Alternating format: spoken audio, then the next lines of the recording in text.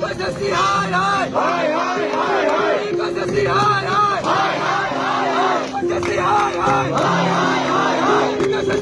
मैं हाथ जोड़कर आपसे विनती करती हूँ कि अगली बार जब न्यूज़पेपर में आप ये स्टेटमेंट दोगे ना कि मैं गंभीरतापूर्वक इस बात को बोल रहा हूँ, इस बात को ले रहा हूँ, तो ये गंभीरतापूर्वक वाले शब्द का ना कृपया आप अपने भावों का भावार्थ करके भी दिखा दीजिएगा हमें, क्योंकि हमें दिख नहीं रहा है।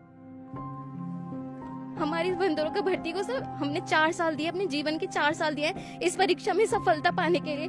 तो सर मेरा और मेरे समस्त चयनित अभ्यर्थियों के साथियों का यही कहना है कि हम हाथ जोड़ के आपसे विनती करते हैं कि कृपया आप शीघ्र ही न्याय कीजिए। जब मैंने उस समय अपनी जॉब छोड़ी थी तब मैं 27 का था और मैंने इसलिए छोड़ी थी, मुझे पता था कि मैं इस जॉब को उत्तराखंड में करूंगा और मैंने इसकी तैयारी करी। और आज जब मैं 3 साल होते हैं, जब मैं 30 हो गया हूँ, अब मुझे बोलते हैं कि री एग्जाम दे दो।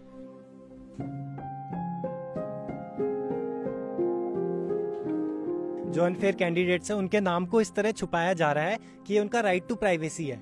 क्यों उस अनफेयर कैंडिडेट को राइट टू प्राइवेसी तब ध्यान नहीं थी जब वो पैसे दे रहा था नकल के लिए? उसको ये पता नहीं था कि मेरा नाम सार्वजनिक हो गया तो मेरे माँ बाप को क्या लगेगा? हम लोग वो चीज़ झेल रहे हैं कि हमारे माँ बाप को सब गलत निगाहों से देख रहे हैं कि इनका बच्चा अनफेयर था तब इनकी भर्ती रद्द हो गई है। हम किसको क्या जस्टिफिकेशन दें? अब नकल विरोधी कानून आएगा 10 तारीख को, उसके बाद भी नकल होगी, ये बात सबको पता चलेगी, लेकिन वो नकल विरोधी कानून सिर्फ कागजों में रह जाएगा, क्योंकि जब तक सरकार की मंशा नहीं है तब तक उस कानून का कोई लाभ नहीं है। अगर सरकार की मंशा होती ना तो बिना कागजों में लाए, बिना कुछ किए भी इनको सजा दी जा सकती थी और अनफेयर कैंडिडेट्स के नाम सार्वजनिक कर सकते हैं। सबसे बड़ी चीज है मंशा। जब तक STF आयोग और सरकार की मंशा नहीं है क्लियरली काम करने की, तब तक यहाँ पे कुछ चीजें नहीं सुधरेंगी।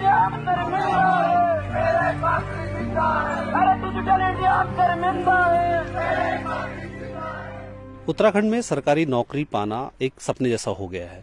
यही वजह है कि यहाँ पर उत्तराखंड में होने वाली सरकारी नौकरियों के लिए भर्ती परीक्षाएं धांधली, भ्रष्टाचार और घपलों की भेंट चढ़ जाती है। यही वजह है कि यहाँ पर बेरोजगारों के हाथ नौकरी की बजाय सिर्फ निराशा ही हाथ लगती है। आज हम अपने इस खास कार्यक्रम में एक ऐसी ही भर्ती परीक्षा की बात करेंगे जिसमें नौकरी का इंतजार कर रहे युवाओं को सिर्फ निराशा ही हाथ लगी है अब तक। हम बात कर रहे हैं वन दरोगा भर्ती की। इसमें हम सिलसिलेवार बात करने के लिए आज हमारे साथ मौजूद हैं चयनित अभ्यर्थी, उनसे बात करेंगे और पूरा मामला जानने की कोशिश करेंगे। आप पहले अपना नाम बता दीजिए। सर, मेरा नाम योगेश सती है। सर, मैं जो वन दरोगा भर्ती है मैं उसका एक सिलेक्टेड कैंडिडेट हूँ। सर, हमारी भर्ती है 2019 में इसका नोटिफिकेशन आया था और सर फिर आयोग ने, हमारी UKSSC जो आयोग था उसने हमारी भर्ती को ऑनलाइन मीडियम से जुलाई 2021 में करवाया था। और ये जो हमारा एग्ज़ाम था वो 16 जुलाई से 25 जुलाई के बीच में हुआ था और 18 सितंबर में एग्ज़ाम हुआ था। और सर्विस का जो इसका रिजल्ट आता है वो जनवरी 2022 में आता है, जिसमें जो आयोग है वो 316 भर्तियों के सापेक्ष 620 बच्चों को शॉर्टलिस्ट करता है फिजिकल के लिए। और फिर उन बच्चों का फिजिकल होता है जून 2022 में। जून 2022 मतलब जेठ के महीने की जो तपती हुई इतनी गर्मी होती है, 28-29 जून को, 28 जून को लड़कियों का फिजिकल होता है, 29 जून को लड़कों का फिजिकल होता है। और सर उसके बाद की जो प्रक्रिया थी, उसके बाद हम लोगों का जो डॉक्यूमेंट वेरिफिकेशन जो होना था, DV होना था हम लोगों का, हम लोग उसी का वेट कर रहे थे। और सर फिर उसके बाद जैसा आपने देखा होगा कि उत्तराखंड में सिलसिलेवार तरीके से बहुत सारी जो भर्ती प्रक्रियाएं थी उनमें धांधली की सूचनाएं सरकार को मिलना शुरू हो गई। और सर इसी को देखते हुए कि हमारी भर्ती में भी हमारे आयोग के जो माननीय अध्यक्ष थे S राजू जी, उन्होंने हमारी भर्ती की जांच भी STF को सौंपी थी कि जिससे कि STF ये क्लैरिफाई करे कि इसमें अगर कोई बच्चे गलत माध्यमों से इसमें गए हैं तो उनको अलग कर सकें। और उसके बाद उन्होंने कुछ बच्चों को अलग, जो आयोग ने पहले अलग कर दिया था, उनकी सूचना उन्होंने STF को दी थी। और सर उसके बाद फिर दिसंबर का माह आता है और जब हम लोग लगभग ये हमको पूरा क्लियर हो चुका था कि ये 8 ही बच्चे हैं जिनको आयोग ने जिनको अलग किया है हमारी भर्ती से, उन्हीं को आयोग बाहर करके बाकी बच्चों का DV करवाएगा, ज्वाइनिंग देगा। और सर फिर दिसंबर का दिन आता है, दिसंबर 30 तारीख का दिन, जिस दिन हम लोग इकट्ठे होते हैं आयोग के सामने। हम ये वेट कर रहे होते हैं कि आज ये स्थिति साफ कर देगा आयोग की आपकी भर्ती है, कि इसका प्रोसेस आगे बढ़ाया जाएगा और अब आपको DV होगा आपका। और सर उस दिन ये हमें खबर मिलती है कि आपकी भर्ती कैंसिल कर दी गई है। और सर कैंसिल करने का आधार क्या बताया गया है? आधार बताया गया है कि STF और जो आयोग हैं वो सेग्रीगेट करने में असमर्थ है। मतलब तो इनकी असमर्थता, उनकी जो इनकी इनकॉम्पिटेंसी थी, उसके चक्कर में बच्चों को उन्होंने इजीली बोल दिया कि हम क्या है कि आपका सेग्रीगेट नहीं कर पा रहे हैं, और बच्चों के 3-3.5 साल इन्होंने पूरे बर्बाद कर दिए। मैं अपने दर्शकों को बता दूं कि वन दरोगा भर्ती की जो अधिसूचना जारी हुई थी 2019 में, उसके बाद सिलसिलेवार इसकी परीक्षा होती है, फिर इसके परिणाम घोषित किए जाते हैं, फिर शारीरिक दक्षता के लिए इन्हें बुलाया जाता है। लगभग ये वो सब कैंडिडेट हैं जिन्होंने ये तमाम स्टेजेस को पार करने के बाद ये सिर्फ डॉक्यूमेंट वेरिफिकेशन और नियुक्ति का इंतजार कर रहे थे, लेकिन उससे पहले ही इन्हें पता चलता है कि परीक्षा रद्द कर दी गई है। अब हम इसमें जानेंगे कि किस तरह से इस परीक्षा को रद्द किया गया और आयोग का कहना क्या है। लेकिन यहाँ उत्तराखंड में क्या देखने को आ रहा है कि ऑनलाइन परीक्षा को रद्द कर दे रहे हैं, बोल रहे हैं कि हम सेग्रीगेट नहीं कर पा रहे हैं, जबकि जो सीसीटीवी रिकॉर्ड्स हैं, जो लॉगिन पैटर्न्स है कैंडिडेट्स के, वो दोनों रिकॉर्ड्स आयोग के पास भी जाते हैं, एनएससीआईटी जिस कंपनी ने कराया था उसके पास भी जाते हैं।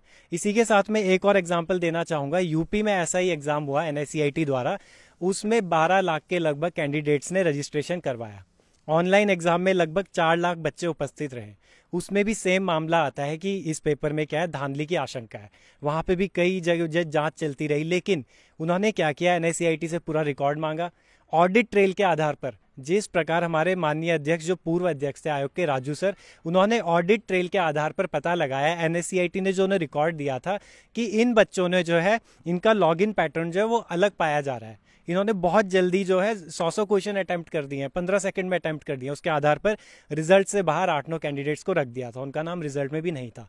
सेम वही चीज यूपीएसआई में एसटीएफ और एनएससीआईटी ने मिलकर की। उन्होंने क्या किया, लॉगिन पैटर्न चेक किया, लगभग उनके पास 200 से 300 जो है सस्पेक्ट पाए गए जिनका लॉगिन पैटर्न अलग था। 15 सेकंड में क्वेश्चन सॉल्व कर दिए। जीएस मार्तोलिया जी का हम इंटरव्यू सुनते हैं, उनके जो स्टेटमेंट्स होते हैं वो बहुत ज्यादा कॉन्ट्रडिक्टरी होते हैं। बोलते हैं हम सेग्रीगेट नहीं कर पाते हैं, बहुत ज्यादा बच्चे हैं, 52,000। यूपी में तो 4 लाख थे, यहाँ पे 52,000 है। 52,000 की क्या जरूरत है, 620 लोग क्वालिफाई कर रहे हैं ना एग्जाम, तो 620 को आप पहले जांच कर लीजिए, बाकी 52,000 आप करते रहिए बाद में। तो इनकी मंशा ही हमें नजर नहीं आ रही है कि किस तरह से ये इसमें चेकिंग करेंगे। कि रद्द करने के 14 दिन बाद आरटीआई का रिप्लाई हमें आता है कि अभी इसमें जांच गतिमान है, हम इसमें कोई आपको उत्तर नहीं दे सकते हैं। तो ये कौन सी जांच है कि जांच अभी चल रही है, आपने पहले ही रद्द कर दिया। दूसरी बात, हम में से जितने भी कैंडिडेट्स हम एक दूसरे के संपर्क में, हम में से एक को भी इन्वेस्टिगेशन के लिए नहीं बुलाया गया था रद्द करने से पहले। लेकिन अब जनवरी के जो अंतिम सप्ताह था, उससे हमें कॉल्स आने शुरू हुए हैं कि आपको जो है वन दरोगा संबंधित जांच के लिए एसटीएफ में आना पड़ेगा। तो आप पहले तो जांच कर नहीं रहे हैं, जब रद्द हो गई उसके बाद आप जांच कर रहे हैं। तो ये क्या है, मतलब उल्टा सिस्टम चला रहे हैं आप। जांच से पहले फैसला, फिर जांच करेंगे। इसमें जल्दबाजी नजर आती है हमें आयोग की और जीएस मार्तोलिया सर की। मेरा नाम परिसी थपलियाल है और मैं भी वन दरोगा में चयनित अभ्यर्थी हूँ। मेरा सरकार से और ये यूके और यूकेपीएससी जो इंडिपेंडेंट बॉडीज़ हैं, सो कॉल्ड इंडिपेंडेंट बॉडीज़ हैं, उनसे यही सवाल है कि आपका काम सिर्फ एग्ज़ाम कराने का है। हमारे देश में, हमारे प्रदेश में एग्ज़ाम कंडक्टिंग बॉडीज़ हैं ये, लेकिन इनसे एक एग्ज़ाम टाइम मैनर बाउंड में नहीं कराया जाता है। एक एग्जाम की फिक्स डेट नहीं आती है, फिक्स रिजल्ट का पता नहीं चलता है, एक भर्ती पूरी तरह से नहीं हो पाती है, पेपर लीक हो जाते हैं। हमारा खुद का एग्जाम जो था वो ऑनलाइन मीडियम से हुआ था और ऑनलाइन मीडियम का एग्जाम ये लोग कैंसिल कर रहे हैं। ये क्या एग्जाम्पल सेट कर रहे हैं। डिजिटल इंडिया की बात हमारे देश में मोदी जी करते हैं, हम यूपीआई का एग्जाम्पल वर्ल्ड में सेट कर रहे हैं, लेकिन हमारी एक स्टेट के अंदर एक ऑनलाइन एग्जाम को कैंसिल कर दिया जा रहा है। ये बहुत बड़ी बात है सर, ऑनलाइन एग्जाम को कैंसिल करना। मेरा सरकार से और यूके जो सरकार कहती है कि यूके और यूकेपीएससी इंडिपेंडेंट बॉडी है, तो मेरा सरकार से ये कहना है कि अगर इंडिपेंडेंट बॉडी गलत डिसीजन लेगी तो सरकार का कोई रिस्पॉन्सिबिलिटी या अकाउंटेबिलिटी नहीं बनती है कि उन लोगों को वो समझाएं या उन लोगों को डायरेक्शंस दें। उन लोगों का ऑब्लिगेशन, सरकार को हमने चुना है, वो हमारे रिप्रेजेंटेटिव्स हैं, उनका ऑब्लिगेशन बनता है कि वो जो ये गलत डिसीजन लिए जा रहे हैं उन पर रोक रखें। उनका ऑब्लिगेशन है कि उनको सही डायरेक्शंस दें। तो मेरा सिर्फ सरकार से यही अनुरोध है कि हमारे जैसे बच्चे जो मध्यम वर्गीय परिवारों से आते हैं, जो इतनी मेहनत करते हैं, अपने इतने साल बर्बाद करते हैं, उनको न्याय मिला जाए, हमारी भर्ती को पुनर्विचार किया जाए और हमें जल्द से जल्द नियुक्ति दी जाए।